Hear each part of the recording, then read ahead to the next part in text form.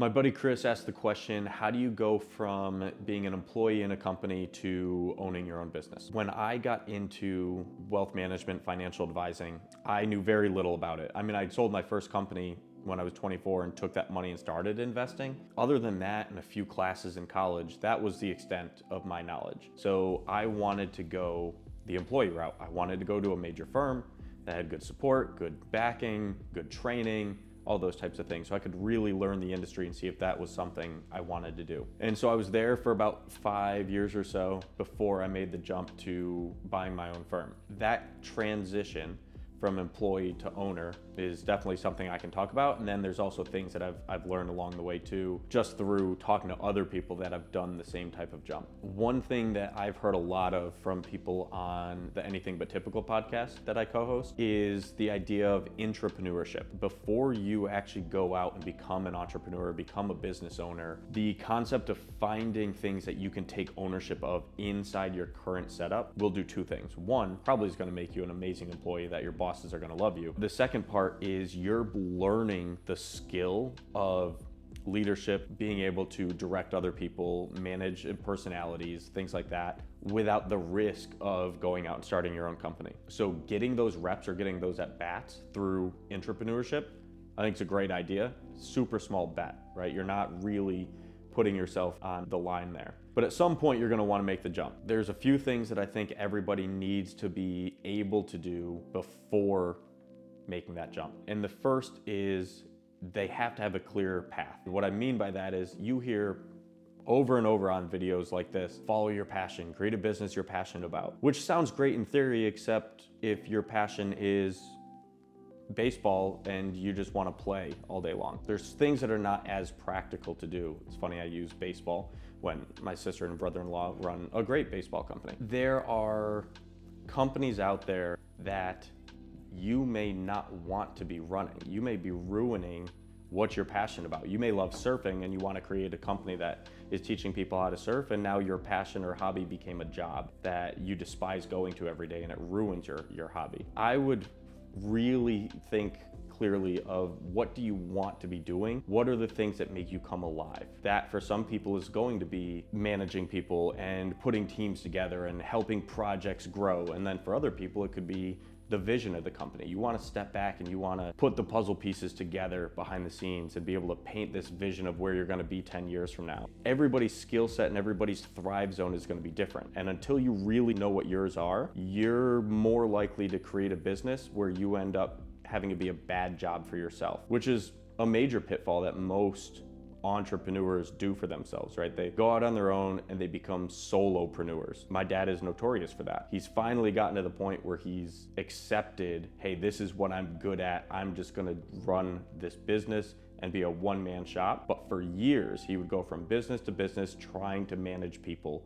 and he hated doing it. If you don't know what you enjoy doing and where that thrive zone is for yourself, and you don't know where you want this company that you're about to create, where you want that to go, you're gonna end up falling in that same pit where you're just creating a bad job for yourself. So I think that's extremely important. Then the second part is the integration between a business and your life. One of the perks of having a salary job is at the end of the day, if you want, you can go home. You can take your PTO whenever you want. You can shut off as soon as you leave the office. That's not the case with being a business owner. And not to say that you should be working 80 to 100 hours a week all day long for 5 years, but you need to know what you want your company to be. Do you want it to be a lifestyle business where maybe it's you and a small team and it's really high profit margins, but you're not gonna be a $30 million company, but at the same time, you're gonna be able to go hike with your family, or you're gonna be able to take a day off here or there, things like that. Great, that's fine. But that looks very different than you saying, I want to go out and start this company and I want to raise capital and I want to get investors and I want to build it so 5 years from now private equity can come in and buy a stake in the company. You're running two infinitely different companies there. So figure out what you want that blend between your personal life and your business to look like. I just had to order more of these. Ryan Holiday's Stillness is the Key. By far the book that I recommend the most, and by far the book that I give away the most. Before you make that jump from employee to business owner, I think it's a must read. Honestly, I think it's a must read for everybody, but definitely in this scenario, because what it's doing is it's reframing your mind and making sure that you're not getting caught up in the hustle of the day-to-day over and over and over to where you get caught on that hamster wheel. You're so burnt out and your relationships are eroding. The things you're truly that are your true purpose in life are now in the back seat because you've gotten so caught up in the day-to-day. I would definitely say read Stillness is the Key. Get your mindset right. I already mentioned this a little bit. Simon Sinek's Start With Why goes to some of the things I was talking about earlier, and that really has to do with why are you making this jump in the first place? What's the purpose of it? I promise number 20 at Facebook did a hell of a lot better than most business owners out there. Business entrepreneurship, that world is not for everybody. Simon Sinek's Start With Why really will get you thinking about why do you want to be doing this in the first place. And if you can go through that book and really be introspective and figure out whether this is the right path for you or not. If that answer is yes at the end of that book, awesome. Keep going forward, but at least you know, right? Do that check-in for yourself. And then once you get into the concept or you get into the phase of, okay, I think I know what type of business I want. I'm sure that I want to be a business owner. This is the path that's for me. Then you've got to start thinking about the structure of your business, right? What are you going to offer? How are you going to offer it? How are you going to price things? How are people going to find you? So this is much more tactical than the first two books. Oversubscribed by Daniel Priestley. He has a bunch of books, but this one, I finished this book and flipped back to page 1 and started reading it. I've never done that with a book before. Same sitting, go from the end, finish the last page, go back to page 1 and read it again. So Oversubscribed is immensely valuable when you get into the tactical part of running your business and designing what you want, the operations, but also the marketing and branding and style of your brand and company, what you want that to look like. I would go through books like that. Those are a few examples. I could probably give you 100 more that I think you should read. When you're making that jump, or you're at least thinking about making that jump, those are the things that you need to consider. And then the last part, and this is just the reality of it, is your personal financial situation. Are you gonna be able to go out and buy an existing company? Do you have to start a brand new company? If you have to start that out, what financial runway do you have in order to ramp up sales, in order to be able to draw an income?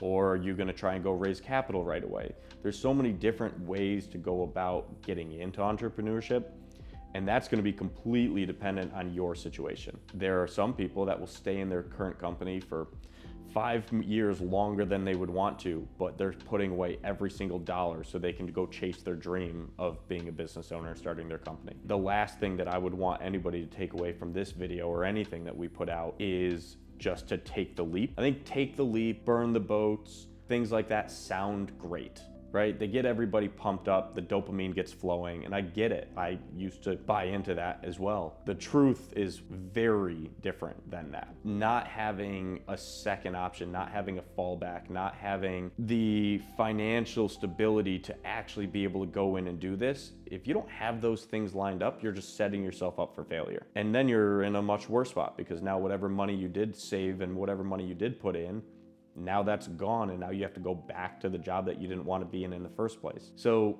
understand what you need to do from that stability and financial perspective. I think that is ultra important. I don't think people talk about that nearly enough. I would say that if I signed this off with anything else, I would say the people around you are going to be important and must be ignored at the same time. And so what I mean by that is the immediate family that's impactful, spouse, kids, and people that rely on you, whatever. You need buy-in from them because this is not the smoothest ride in the world. This is not a 9-to-5 salaried position. You're gonna have the highest of highs and you're gonna have the lowest of lows. And if you don't have complete buy-in by those closest to you, it's gonna be very difficult for you to do. The ignore part is gonna be once you start, because you're gonna get a lot of people that either are gonna blindly support you because they love you and care about you and they want you to think you're gonna light the world on fire. That's not good, true feedback, right? You're just getting yes men at that point. But on the other side of it, you could get people that they themselves would never do entrepreneurship. They would never start a business or own a business or buy a business. And so they may be more negative than what you need to hear. And same thing, that's coming from the place where they're at. It's not where you are. So the people that are closest to you may have the best intentions for you, but blindly supporting you or just blindly being anti-entrepreneurship, neither of those are gonna help you.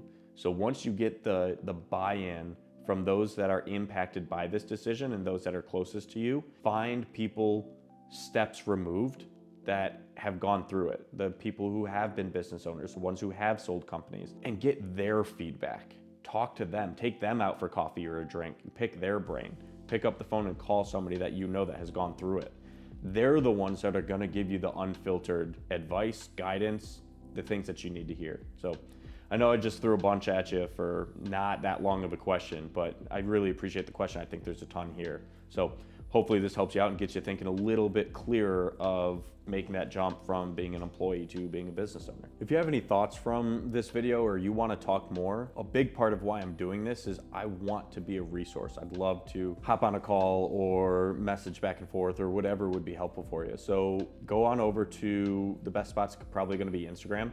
My handle's Ben McDonald NC, and just shoot me a DM and we can go back and forth and we can talk on there or we can hop on a call. Like I said, that's what I'm trying to do here. So I'd love to be able to have a conversation with you and talk a little bit more specifically about your situation and help you out instead of just a general video, right? Let me help you take this a step or two deeper and more personal.